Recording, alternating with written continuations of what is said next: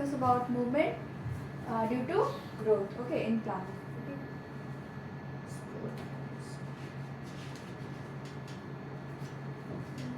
Movements due to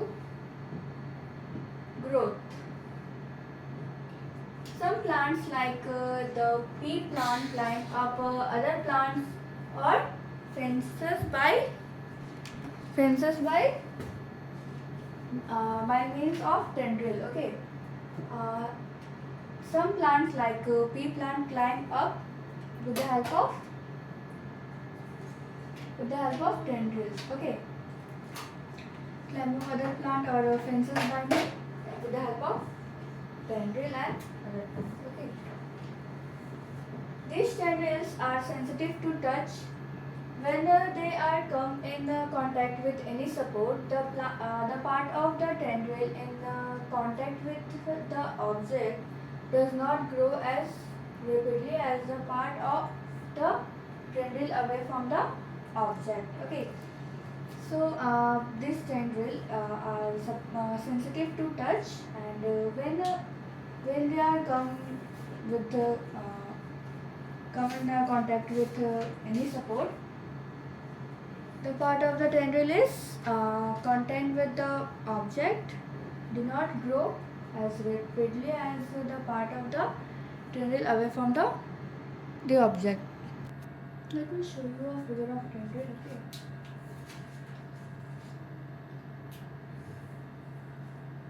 This one is known as tendril. Okay.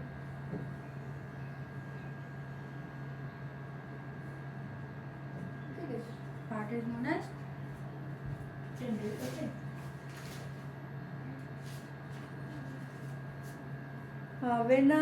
When these tendrils come in contact with any support, the part of the tendril in contact with the object does not grow as rapidly as the part of the tendril away from the object. Okay, this one part is the tendril.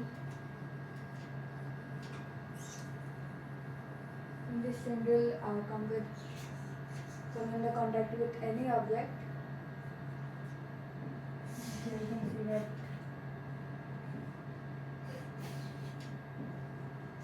energy is scrambled.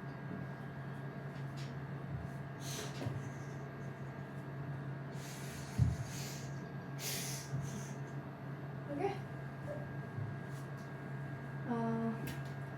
This causes the tendril to circle around the object, thus cling to it.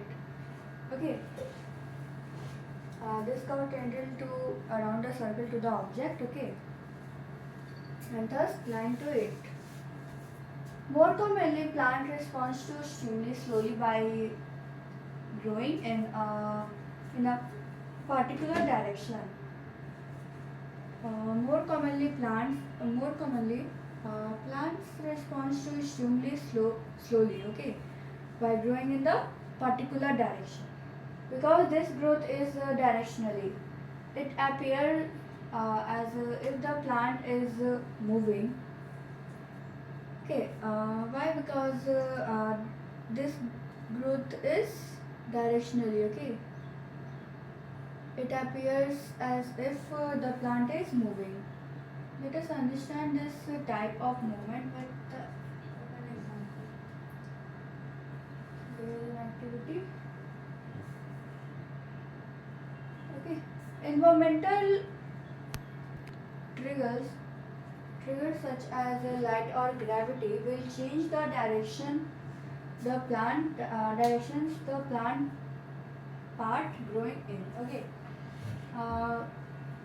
light or gravity will change these are the environmental triggers which will change the direction of the plants. Okay, direction that plant part growing in.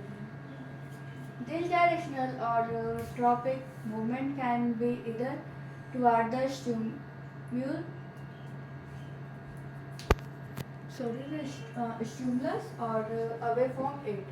So, in two different kinds of phototropic movement, shoots respond by bending toward the light, while root responds by bending to away from it. Okay.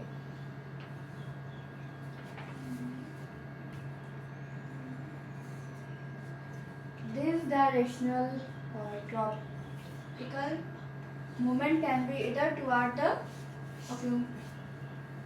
stimulus or away from it. Okay, like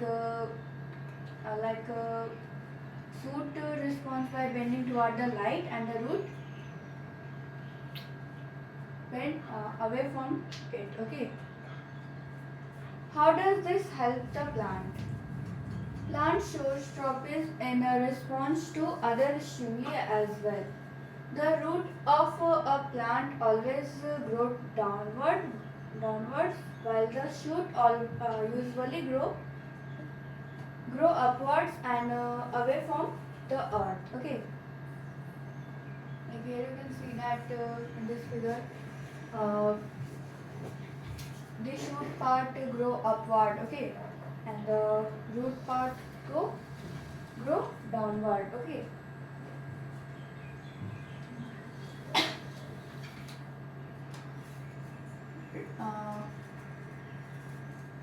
Away from the earth, and the shoot part usually grow upward and away from the earth. Okay. The upward and downward growth of a shoot and roots respectively in a response to the pull of earth or gravity is obviously geotropism.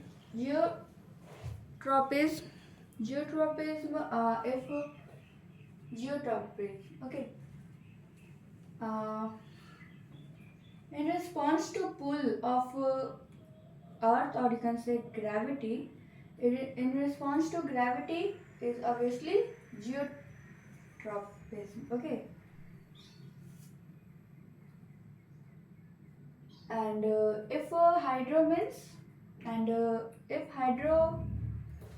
means water, we all know that hydro means water.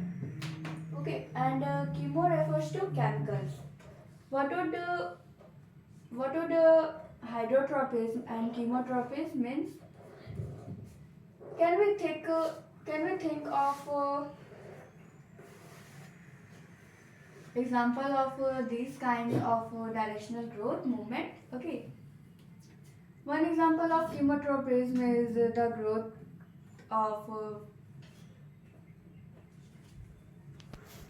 pollen toward ovules. Okay. We will discuss this in the next chapter. Okay. So this was the example of chemotropism.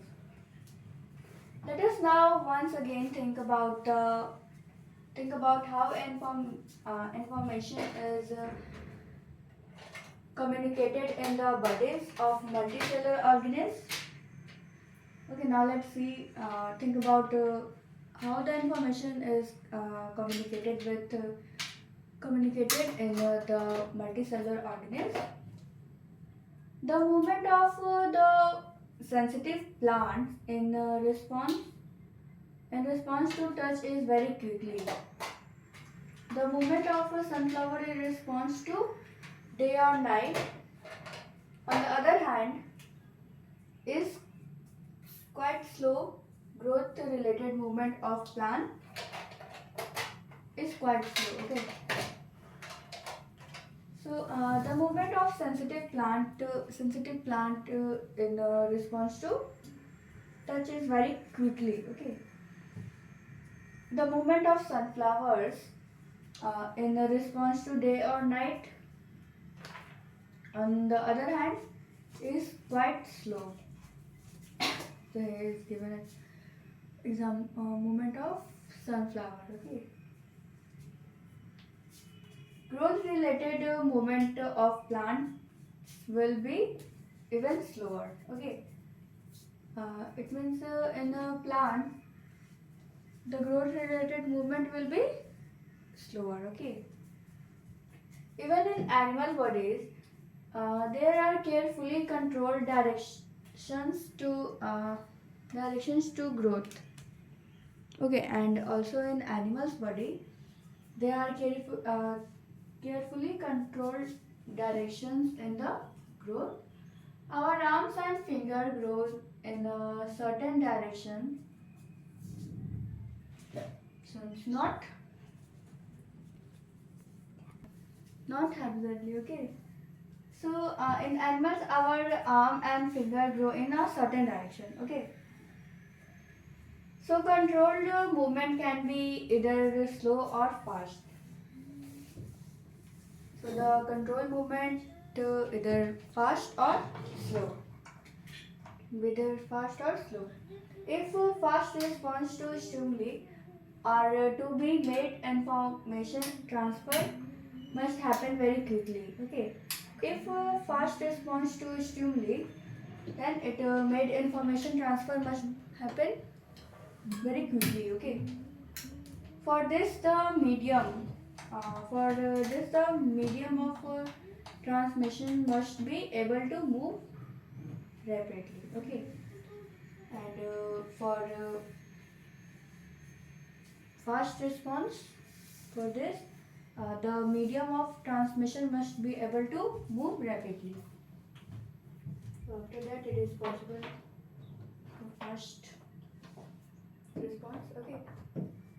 Electrical impulses are an excellent means for this, but there are limitations of the use of electrical impulses.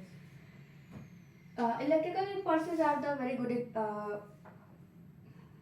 are an excellent means for this. Very good example for this, but there are limitations to use this impulse, electrical impulse. Okay. What is the limitations? Let's see. Firstly, then sorry, they will reach only those cells that are connected by nervous tissue, not each and every cells in the animal body. Okay. There is a firstly limitation is that they reach only those cells which are connected with nervous tissue, not each of the cell that is present in our body. Okay. And secondly, once an electrical impulse is generated in a cell and transmitted, the cell will take some time to reset their mechanism before it can generate and transmit a new impulse. Okay. In other words, cell cannot continuously create and transmit electrical impulses. Okay. So first limitation is that they will reach only those cells which are connected with nervous tissue. Okay. And the secondly is that cell cannot continuously create and transmitted electrical impulse. And second one is that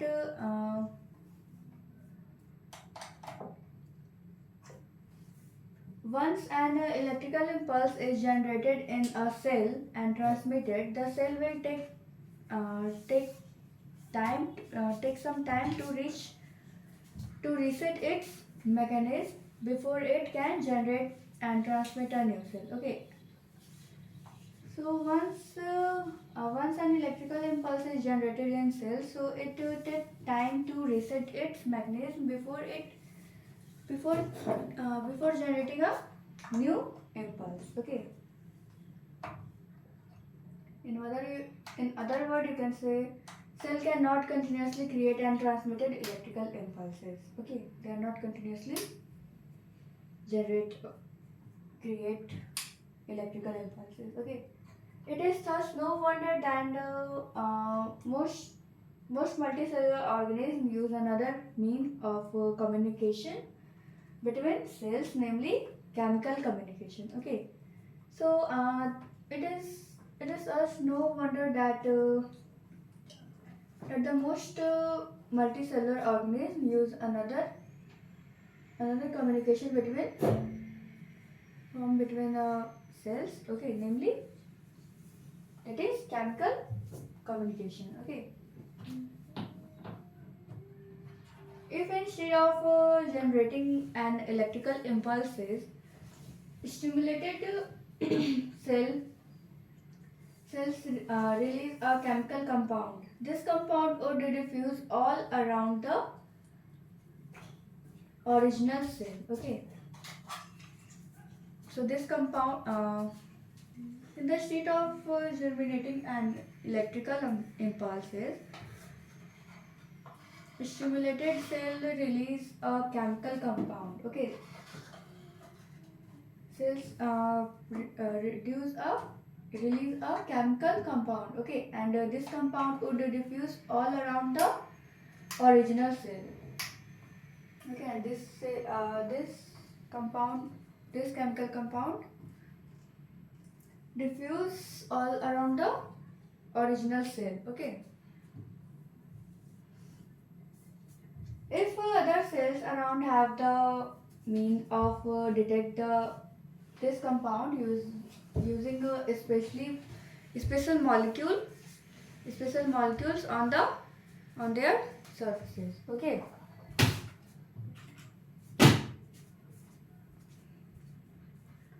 Okay. If other cells around have the means of detect this compound usually using special molecules on their surfaces, then they would be able to recognize information. Then they would be recognize information and even transmit it. Okay. So if other cell around have the means to detect this compound using a special molecule on their surface, then they would be able to recognize information, okay, and even transmit. This will be slower. This will be slower. Slower of course, but it can potentially reach all cells of the body.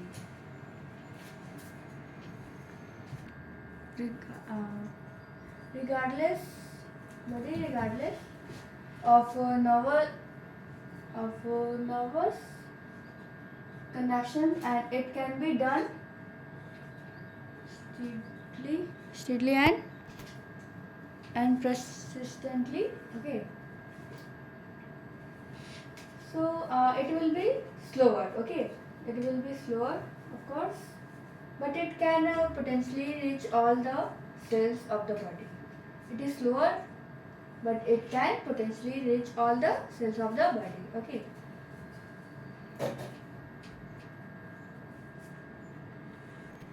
Regardless of nervous connection, and it can be done steadily and persistently, okay. These compounds are hormones used by multicellular organisms for control and coordination, so a great deal of diversity as we would accept, okay. So these hormones or compound used by multicellular organisms for control and coordination. For control and coordination, and we use hormones and compounds. These compounds, okay, which shows a great deal of diversity as we would expect. Different plants hormone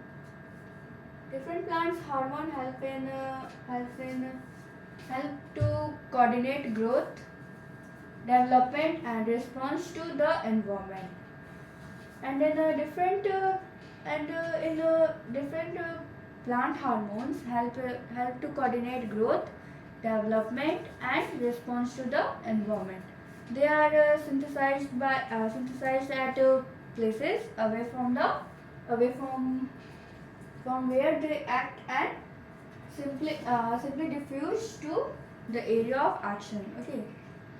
And they are synthesized at places away from where they act, and simply diffuse to the area of action. Now let us take an example that we have worked with earlier activity 0.6. Okay, when growing plants detect light, a hormone called auxin synthesized at a shoot tip helps the cell to grow longer. Okay, so when a growing plant detect light, a hormone called auxin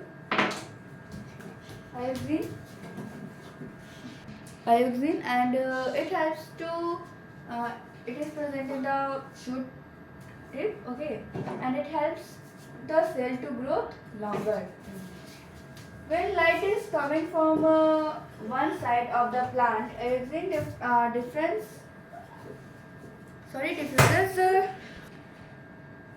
when light is coming from one side of the plant, auxin diffuses toward the shady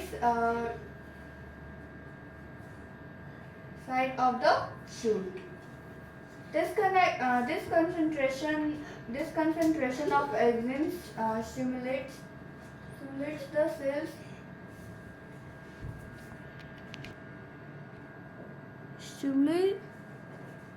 stimulates the cell to growth longer on the side of the shoot, which is away from the light. Thus, the plant appears in bent toward the light. Okay. So, auxin helps. This hormone helps the cell to grow longer, and when the light is coming from the one side of the plant, auxin diffuses toward the shady side of the shoot. This concentration of auxin stimulates the cell. Auxin stimulates the cell to grow longer on the side of the shoot, which is away from the light. Okay. So this hormone is usually help for growth. Okay. So the plant appear to bend toward the light. Another example of plant hormones are gibberellin, which like auxin help in the growth of the stem, and cytokinesis promotes cell division. Okay, and it is natural than that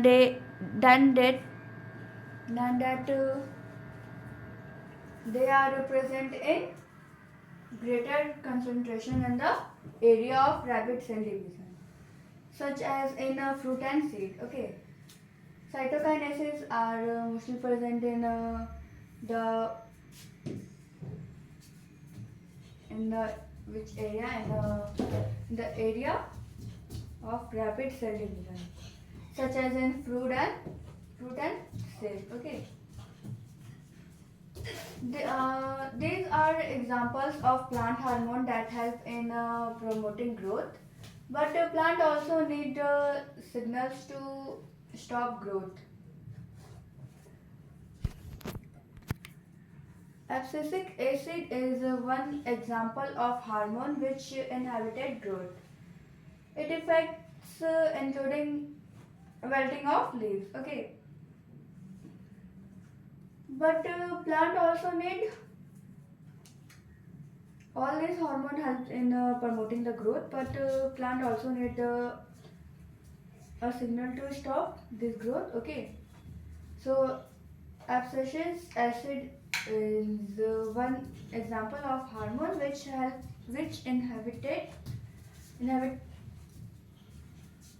inhibits growth. Okay, it effects include wilting of leaves. Now hormones in animals. So we have next topic. So we will discuss in the next video. So I hope you understand the video. That's all for today. Thank you. Have a nice day.